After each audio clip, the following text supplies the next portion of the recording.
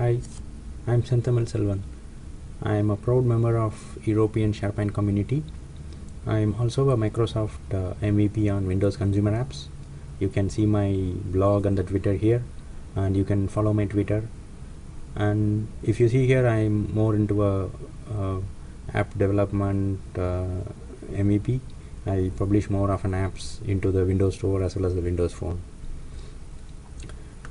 This video we're going to speak about more on how to get a list of users from a SharePoint Online site using the management PowerShell, which is the management shell for Office 365 or SharePoint Online. So there are several steps which you need to perform to do the users or the PowerShell scripts on the Office 365.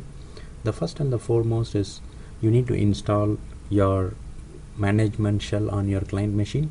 The client machine can be Windows 7.0 or Windows 8.1 as well.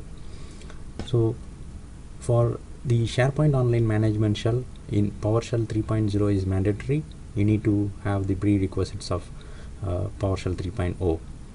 I have listed down those URLs for downloading it, and you can download and install those. So once you download and install those 3.0 on SharePoint Management Shell, you can start using your PowerShell scripts to connect to your SharePoint Online URL, and this has to be your admin SharePoint or the Office 365 URL. And once you connect it, then you can execute your PowerShell API or the scripts to get the users or add the users. So they have a list of APIs which are exposed in the management shell, which can be used further. Okay, so in this session I would just give a brief about how to get the list of users. And if you see here, this is the prerequisites, one of the prerequisites for the management shell, and this is the PowerShell 3.0 which you can download and install. So when you click on download, you would have an option of which machine you want to install in, and you have 6.1, which is like a Windows software update. And I have downloaded those PowerShell 3.0 as well as, if you see here, if you navigate to the other link, you can download the SharePoint Online Management Shell as well. It has an option of x64 as well as x86 as well. Okay, so in my machine I have downloaded the SharePoint Management Shell plus the SharePoint or the PowerShell 3.0. So first you need to install the Windows update, which is the PowerShell 3.0, which is a prerequisite for SharePoint Management Shell. So once you install this, you need to install the SharePoint Online Management Shell. Once everything goes successful and smooth, you would see a SharePoint Online Management Shell as a part of your system, and you can run that as an administrator. So if I run this as an administrator, you can see here. And sometime when you are executing your PowerShell for the first time, your system might stop or will not allow you to run your PowerShell script. So for that, you need to set your execution policy to be whatever the policy which you are looking for. In my case, I want any PowerShell script to be executed in my machine.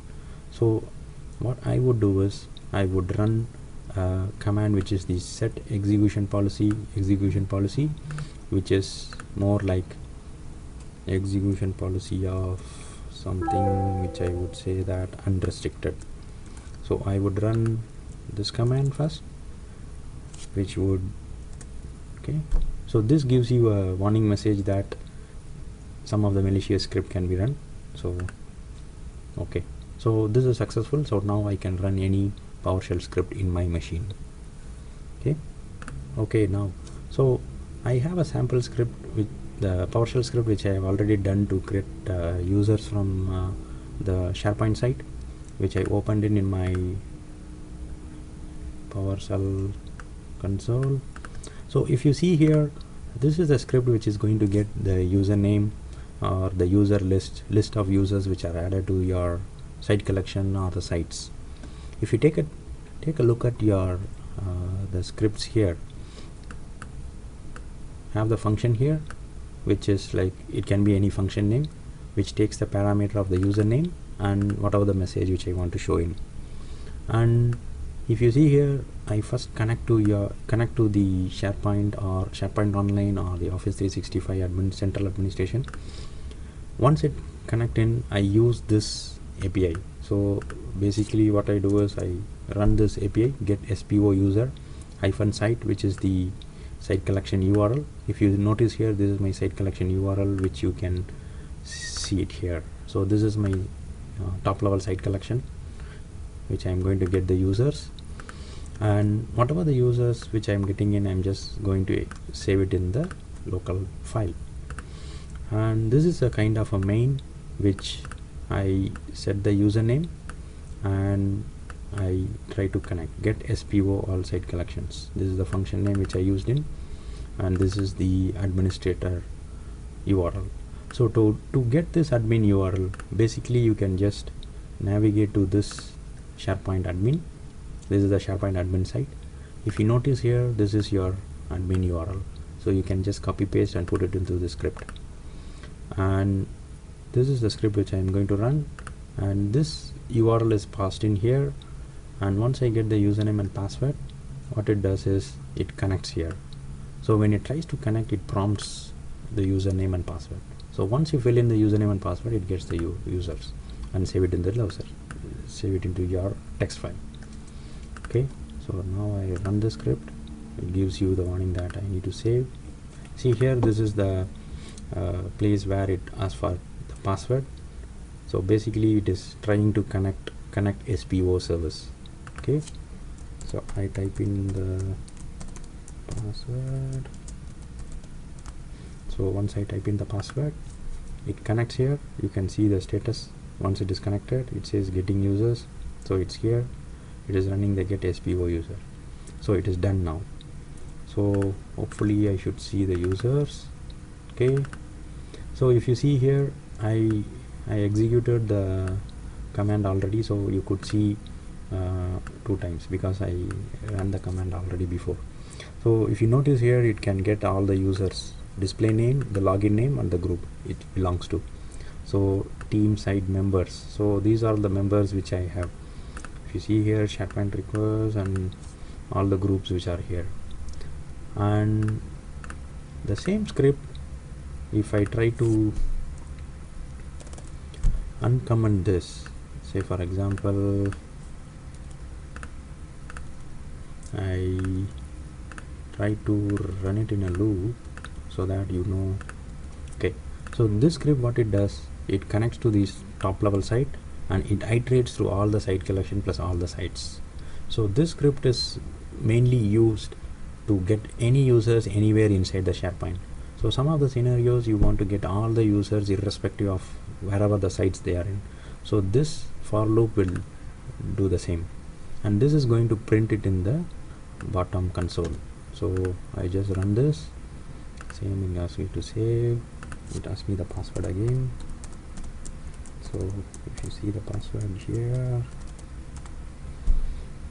okay, so it connects to the SharePoint site collection and it tries to get all the sites. So first it goes to the top level site collection, which is this, and next it goes to the subsite, which is the community, and see here it goes to all the site collections next to the hub and next to the dev or whatever. Then it goes to the, so whatever the site collection you have it in your Office 365 or the SharePoint Online, it runs in a for loop and get all the users. So it has completed. So this is one of the PowerShell script which you can run, SPO site, and similarly there are several scripts which you can do on Office 365, say like remove users, set users, you can set the groups or remove the groups. So there are several APIs which you can play around. So that's all about this video. Hope you had a good time watching it. Thanks guys. Thanks for watching this video. Why not check out some more great how-to videos, or subscribe to our YouTube channel for new videos as they're released.